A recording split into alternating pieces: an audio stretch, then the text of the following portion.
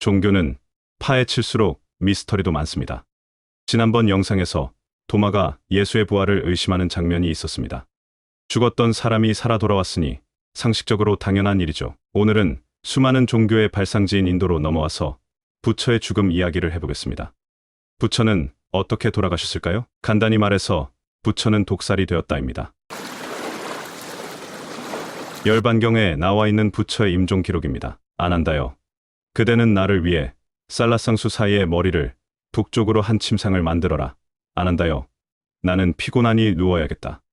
아난다는 두 그루 나무 사이의 머리를 북쪽으로 침상을 마련했다. 부처님은 오른쪽 옆구리를 밑으로 하여 사자의 형상을 취한 채 한 발을 다른 발에 포개고 책임을 확립하고 올바른 알아차림을 갖추며 누웠다. 구시나라의 말라족을 불러 작별 인사를 나누고 제자들과도 마지막 대화를 나누었다. 방일하지 말고 정진하라는 말씀을 끝으로 마음을 집중한 고요한 상태로 완전한 열반에 들었다. 부처님의 열반상이 옆으로 누운 모습을 하고 있는 까닭이다. 그런데 말입니다. 대반열반경에는 부처님이 드신 마지막 식사가 묘사됩니다. 불교 부처님의 마지막 공양은 춘다라는 대장장이 아들의 공양이라 합니다. 이 공양이 어떤 음식이었느냐는 논의가 갈려지고 있지요. 이 공양 과정에서 부처님은 일상적으로 정형화되어 있던 공양 방법을 무시하는 이상한 행동을 하시게 됩니다. 당시에 초대받은 식사 자리에 음식이 차려지면 모든 승려는 그 음식을 각자 자기 바루에 나누어 담고 음식을 준 이를 찬양한 뒤에 같이 식사했습니다. 그런데 그날 부처님은 딱 하나의 음식만은 다른 이들에게 나누어 주지 말라고 명령하시고 다른 음식들만 나누어 드시고 그 음식은 맛만 보시고 땅에 묻으라 명령하십니다.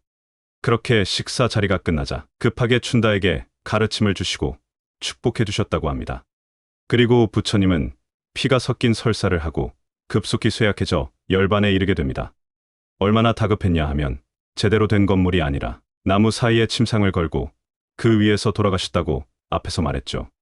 부처님 열반도를 보면 쌍림열반도라 하여 나무 두 개가 있는 곳에 놓인 침상에서 돌아가시는 장면이 나옵니다.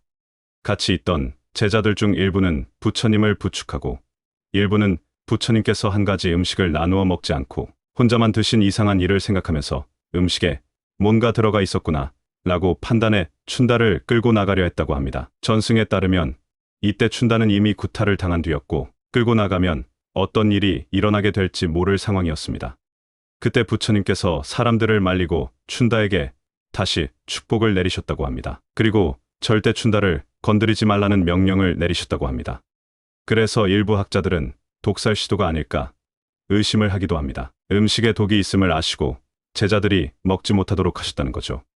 여기에서 등장하는 요리가 바로 스카라마따바라고 합니다. 그런데 부처는 말합니다. 이 음식을 소화시킬 존재는 열애뿐이다. 스카라마따바는 나에게 모두 가져오라. 내가 먹고 남은 것은 땅에 묻어라. 이것이 마지막 말이라고 합니다. 그리고 이 스카라마따바는 오랫동안 수수께끼로 남아 있었고 이후 한 번도 등장하지 않았다고 합니다. 그렇다면 이 음식을 드시고 돌아가셨다고 보는 게 합리적인 추리인데 여러 가지 설이 있다고 합니다.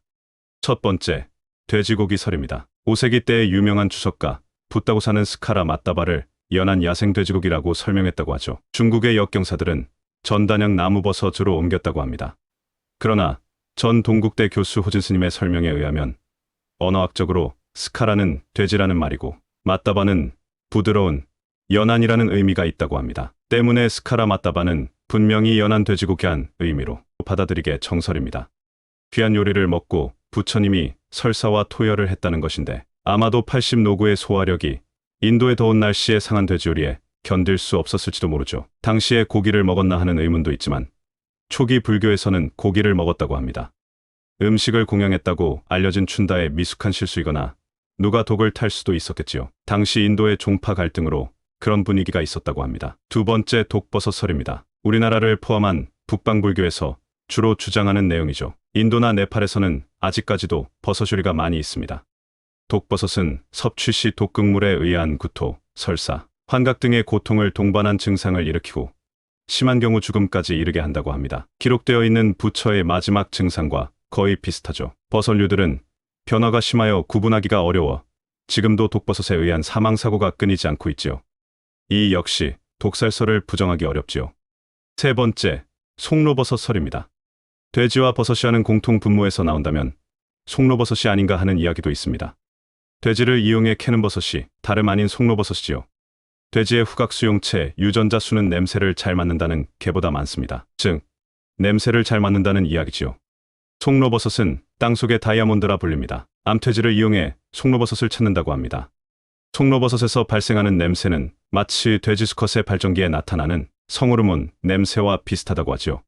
부처님과 송로버섯이라니 의아하기도 하지만 당시 종교의 지도자로서 극진하고 융숭한 대접을 받을 수 있다고 생각되죠.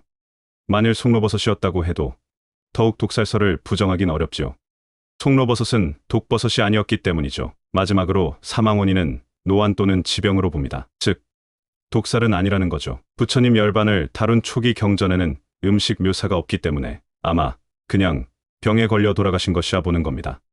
당시 부처는 여행 중 바이샬리라는 마을에서 병이 났다는 말이 있습니다. 어쩌면 부처님 몸은 그때 상당히 쇠약해졌음을 고려해서 돼지고기와 송로버섯으로 마지막 식사를 하지 않았을까 하는 생각도 듭니다. 후기 경전에서는 극적인 스토리텔링 형식을 빌려 마지막 공양을 넣지 않았나 하는 주장도 있습니다. 질병의 증상이 콜레라와 비슷해 콜레라에 걸렸다고 보기도 하고, 혹은 부처님의 세력 상승을 시기해서 경쟁 종교인 자이나교도나 브라만 등이 독살했다고 보기도 합니다. 실제 마지막 공양을 받은 춘다의 집 근처는 자이나교도의 세력지라고 합니다. 부처님이 도력이 음식을 구분 못하신다니 어차피 육신이란 존재는 오감의 지배를 받을 수밖에 없었을 것입니다. 때를 미리 알고서 드신 것인지도 모르겠고, 부처님의 죽음이 관련된 열반경은 모든 고통과 집착에서 벗어나 진정한 평화를 발견하는 길을 제시한다고 합니다. 열반경의 내용을 살펴보면 독살인지 자연사인지 그 의미가 중요하지 않겠지요. 육신은 유한하게 만들어졌으니까. 삶은 매 순간 새로운 질문을 던지는 끝없는 신비의 여정입니다. 그 질문에 답하려는 우리의 호기심은 곧 존재 이유이자 성장의 원동력이 아닐까요? 다음 영상에서는 예언자 노스트라다무스 이야기를 해보겠습니다. 그는 희대의 사기꾼이었다는 이야기도 많이 있지요. 다음 시간에 뵙겠습니다.